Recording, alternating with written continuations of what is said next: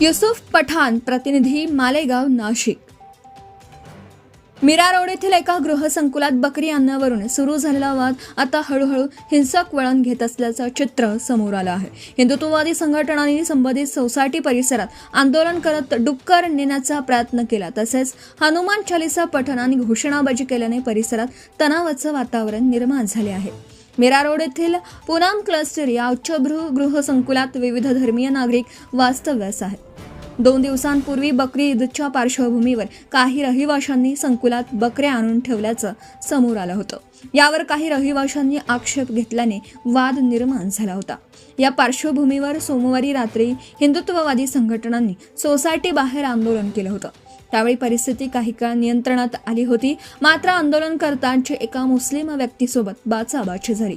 संबंधित व्यक्तीने ब्लेडने हल्ला केल्याचा आरोप करण्यात आला असून त्यामुळे वातावरण अधिकच तापलं। पोलिसांनी तत्काळ हस्तक्षेप करत संबंधित व्यक्तीला ताब्यात घेतल्याने परिस्थिती नियंत्रणात आली होती। मीरा रोड येथे गृहसंकुलात बकरी ठेवल्याने वाद, परिसरात तणावाचं वातावरण। मात्र मंगळवारी पुन्हा हा वाद पेटला। संकुलात आणलेल्या बकऱ्यांना बाहेर काढण्यासाठी मागणी हिंदुत्ववादी संघटनांनी केली। सकाळपासून सोसायटी परिसरात मोठ्या प्रमाणात गर्दी जमली होती। यावेळी काही कार्यकर्त्यांनी 3 डुक्कर आणून संकुलात नेण्याचा प्रयत्न केला, तसेच जय श्रीरामच्या घोषणा देत हनुमान चालीसा पठण करण्यात आलं। परिस्थिती हाताबाहेर जाण्याची शक्यता लक्षात घेता पोलिसांनी मोठा बंदोबस्त तैनात केला। अखेर पोलिसांच्या मध्यस्थीनंतर संकुलातील बकऱ्या बाहेर काढण्यासाठी वाहने बोलावण्यात आल्याची माहिती समोर आली आहे। Subscribe now and press the bell icon.